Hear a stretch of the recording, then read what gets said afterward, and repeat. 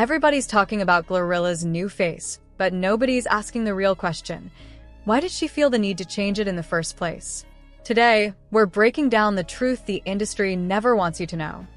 There was a time when GloRilla was still grinding her way through life in Memphis, long before the spotlight, the success, and the checks started rolling in. Back then, her look was very different from what people know today. She once joked that from that moment on, she would clown on anyone, coming or going, without hesitation. It was her way of saying she wasn't holding back.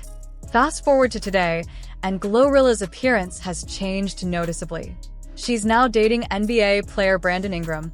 Her career is thriving, and life seems to be treating her well. Naturally, the internet started doing what it always does: digging, comparing old photos to new ones, and asking questions. Many online discussions point to a rhinoplasty she reportedly underwent a few months back as the moment when people first started noticing the difference, and that's where the speculation began. Oh, we could tell that she got a nose job, and she came out and said, Andy, baby, we already knew. You didn't have to tell us. And it's, when I tell y'all the nose is so ugly, it is, y'all, it's like this. Wow. Honestly, you can't win with everybody. No matter what you do, the internet will always have something to say. But here's the flip side. There are plenty of people who think she looks perfectly fine. In fact, if you've been offline for a bit, you might have missed the photo of GloRilla that has been circulating everywhere. The picture went viral because a lot of people said they barely recognized her. Folks started comparing that recent shot to some of her older photos, and many pointed out how different she appears. For some, it was almost like looking at two separate people. And, of course, the internet being the internet, people turned it into a bigger conversation about how celebrities often change their looks when they have the money and access to cosmetic procedures. One person online suggested that the difference might be due to things like fillers or Botox, and claimed that this is the kind of moment where enhancements should stop, but rarely do, because that's when people start saying someone looks unrecognizable. Now, about that unrecognizable part, GloRilla's fanbase, in my opinion, seems mostly female and likely largely black women. She was already light-skinned before, and now people think she may have done some cosmetic work. That raises a question some folks have been asking. Who is she trying to impress? Music plays, commentary rolls on. She's already dating Brandon Ingram, she's got a strong female audience, and her career is on the rise. So why would she feel pressure to change anything at all? Right now, she looks more polished, very different from her earlier days, but still young and evolving. Yet the concern from commenters is that she might eventually cross into that territory where people say someone no longer resembles their old self. And we've definitely seen that happen to other public figures before. Now, I do not think that Vivica Fox is an ugly woman. However, this looks normal. Besides all the Botox, and they put too much Botox in the forehead, so it's spreading the forehead, because what it does is stretches your skin out when you do Botox, and when it dissolves, your skin gets thick. It's kind of like losing weight and gaining weight and losing weight, and the skin starts sagging, so they put more Botox in so the face gets bigger. And Vivica A. Fox didn't get a rhinoplasty as far as the public knows, but she has openly discussed having some cosmetic procedures. She's mentioned Botox, and people have long speculated about her having a BBL. Vivica has always been known for her beauty, but at one point, the Botox didn't settle the way she hoped, and the results shifted her appearance. The bodywork also drew comments, especially from people who felt her proportions didn't quite match. The reaction online was harsh. A photo circulated that looked so edited that some joked she must have used AI to recreate her face. Mockery followed, with people comparing her to celebrities she clearly doesn't resemble. It became one of those moments where the internet piles on without thinking about the impact on the person behind the picture. This brings us back to GloRilla and the discussions around her recent changes in appearance. The conversation isn't just about one artist.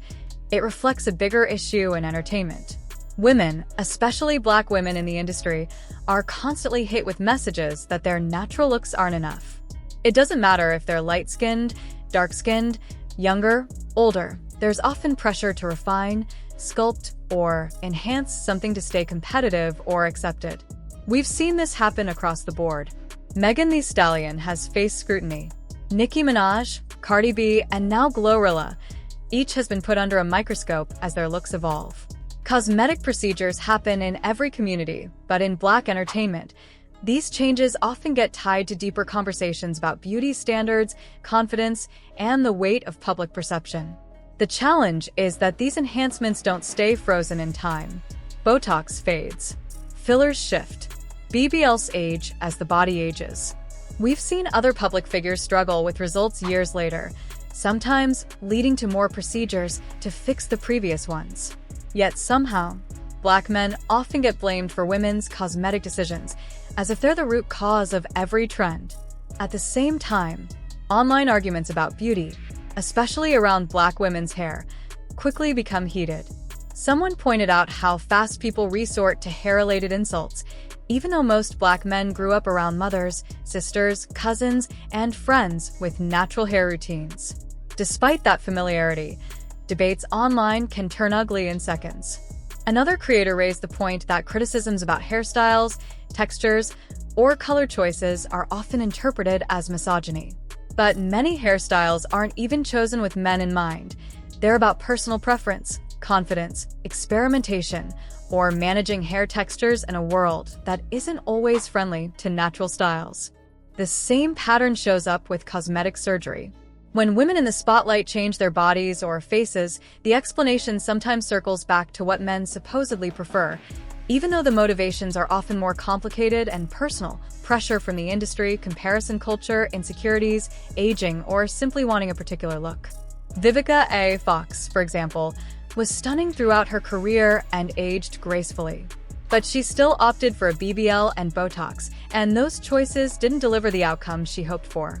And once again, people tried to blame men for a decision that ultimately had much more to do with personal and professional pressures. A creator recently said Black women are often the ones burdened with expectations around texture, maintenance, and appearance. Yet somehow Black men end up being held responsible for whether those expectations feel acceptable or not. She also pointed out that she personally hasn't met Black men who dislike natural hair, raising the question of where these narratives originate and who they truly reflect. This circles back to cosmetic enhancements. Some women may see GloRilla's new look and view it as aspirational. But a partner, Black male or otherwise, isn't choosing someone simply because they got a BBL or a nose job. Cosmetic surgery doesn't guarantee better dating outcomes or a healthier relationship. Even high-profile examples show this. Cardi B has been open about her procedures, but her personal life remains complicated, just like anyone else's. Beauty enhancements don't automatically secure love, loyalty, or emotional fulfillment. In the end, the conversation around GloRilla, Vivica A. Fox, and others is really a conversation about how much pressure women, especially Black women in entertainment, face to constantly update their appearance. And whether those changes stem from the industry, insecurities, or outside expectations, the bigger issue is the message society sends, that what you naturally look like still isn't considered enough. Nicki Minaj's situation is its own story. She's married to Kenneth Petty, who has a complicated legal history. As for GloRilla, her journey is still unfolding. We don't know where her path will lead, and she's still defining herself as an artist and a person. But here's the truth underneath all the noise. When people pour endless time and energy into altering their appearance, it often signals that they feel more pressure about the outside than confidence in who they are on the inside. Yet, who they are internally, their personality, integrity, humor, warmth, is what truly draws people in. Take Cardi B, for example.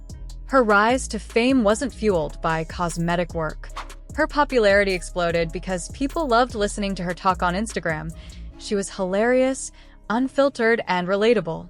The same is true when you hear her on Twitter Spaces. Nicki Minaj built her legacy through talent, personality, and connection. GloRilla resonates with fans because she feels authentic. In entertainment and even in dating, being attractive helps, but GloRilla wasn't lacking anything to begin with. And this matters because Black men are often criticized with claims that they don't appreciate Black women, as they naturally are. Meanwhile, men frequently say they're not asking for women to undergo BBLs, rhinoplasty, or heavy cosmetic work. Yet some women get the procedures anyway, and when conversations arise, the blame is placed back on men. Black men always resort to attacking black women's hair in an argument. You know, people argue in life, it's a normal thing. On social media, why are they so quick to attack a black woman's hair by saying, oh, where's your real hair? Or, oh, you're wearing a wig or a frontal installation, whatever. You would think out of anyone, they would understand it the most because they grew up with mums or maybe sisters as well. But no, anytime they're on the back foot, it's straight to the hair. They're dissing their own women. But these beauty pressures aren't always coming from men at all. Many of the standards female artists respond to come from within their industries, from comparison culture, from other women online, or from their own insecurities, not from male preferences. Someone like Megan Thee Stallion isn't changing her appearance for male approval. If anything, she's navigating an industry where visuals matter just as much as music. This affects younger audiences, too.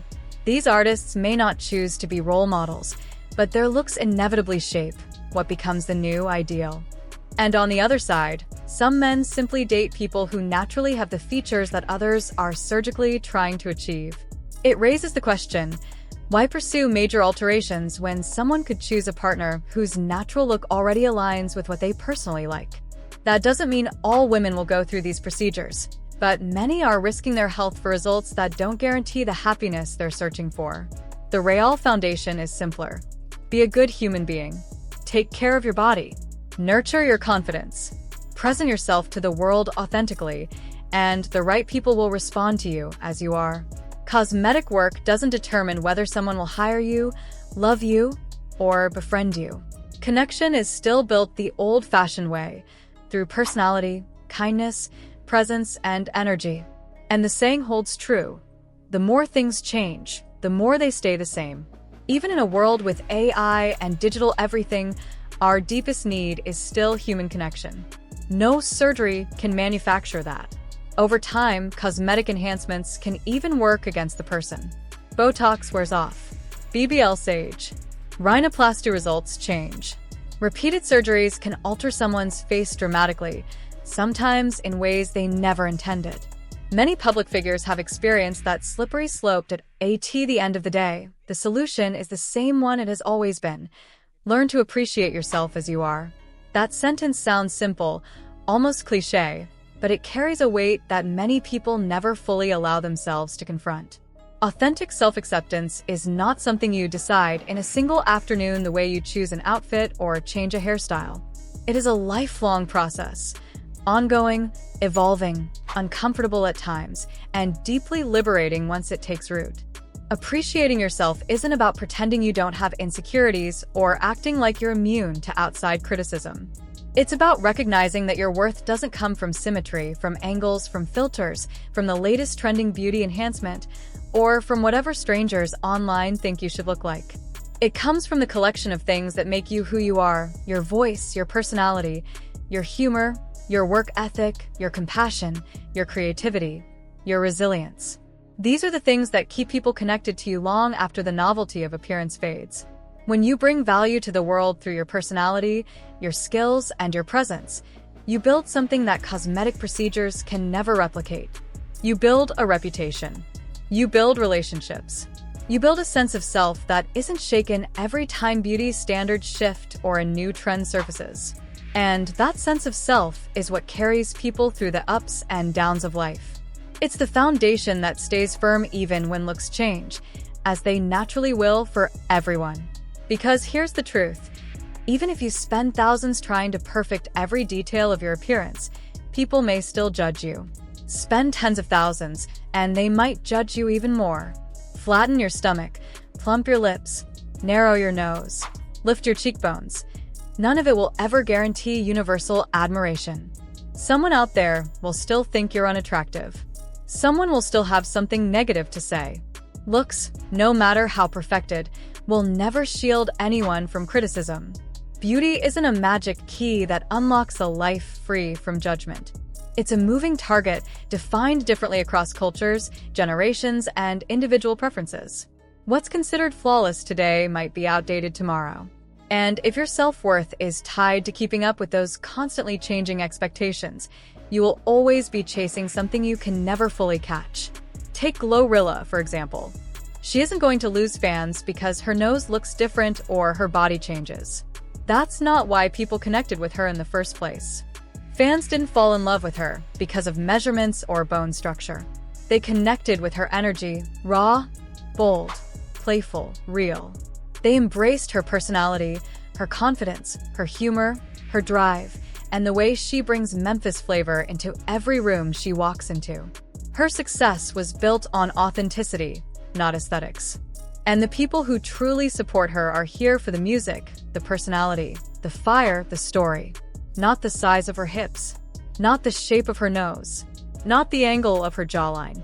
Real supporters see her humanity long before they notice any physical detail.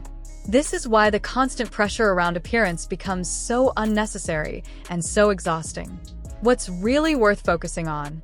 Not the surgeries, not the comparisons, not the invisible competition, not the tension that comes from chasing standards that were never meant to be achievable in the first place.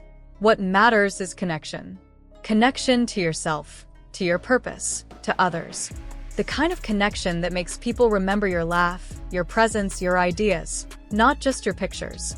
What matters is confidence, the internal kind that can't be created with injections or implants. The kind that grows from knowing your value doesn't shrink or expand based on anyone's perception. What matters is authenticity, the unfiltered version of you that resonates with others on a deeper, more lasting level. There's a reason why authenticity is powerful. It's rare. It's refreshing. It's grounding. And it is something no cosmetic procedure in the world can give you. Cosmetic work can alter a feature, but it cannot alter a soul. It cannot give you peace, purpose, or belonging. It cannot build character or deepen relationships. It cannot make you more lovable or more valuable. And that's why when people focus on the interior, on developing themselves, on building emotional intelligence, on nurturing their talents, on strengthening their sense of purpose, everything else begins to align naturally. You stop chasing the approval of strangers. You stop comparing yourself to unrealistic images. You stop measuring your worth through the lens of beauty. Instead, you begin to appreciate the parts of yourself that have nothing to do with appearance but everything to do with humanity. You begin to grow in ways that can't be undone by aging or reversed by time. You begin to attract the people who are meant for you, the ones who see you, not just your exterior. Surgeries can enhance a feature, but they can't enhance your soul. They can shift a shape, but they can't shift your self-esteem. They can change a look, but they can't change the quality of your relationships. What you build internally is what stays with you. And even if you changed every part of your appearance from head to toe, someone out there would still criticize you. Someone would still think you're not enough. Someone would still find a flaw. That's why chasing perfection is a race with no finish line. I made a post about how Black women are upholding this whole texturism thing in the Black community, how we're the only ones complaining about certain textures. We're the only ones complaining about, not being able to manage our hair. Why are Black women commenting talking about, oh, it's Black men fault? What the fuck do Black men got to do with the fact that you don't like your hair? Mind you, as a Black woman, I have never met a Black man who did not like natural hair. But for those of you who have, I offer, what the kind of do y'all even be? But when you anchor your worth in who you are, not what you look like, everything becomes simpler. You move differently. You speak differently. You interact differently. You attract differently. You begin to operate from abundance instead of insecurity. And that's the truth that keeps repeating itself across generations. A strong sense of self lasts longer than any beauty trend. Cosmetic trends fade. Bodies age. Fashion rotates. Filters change. Technology evolves. But authenticity, confidence, kindness, presence, purpose, those remain. They're timeless. They're irreplaceable. They're what give life meaning and depth. And in a world where AI edits faces, filters smooth imperfections, and cosmetic procedures are more accessible than ever, the most radical thing you can do is simply be yourself. Stand in your own skin. Own your identity. Embrace the features that make you unique. Celebrate the voice, the energy, and the spirit that no one else on earth can duplicate. Because at the end of the day, no matter what changes or enhancements become popular, the essence of what draws people to you, truly draws them, will always be human connection. The desire to be seen, understood, valued, and loved for who you genuinely are. No surgery can create that. No procedure can replace that. And no amount of external perfection can compete with the power of internal wholeness.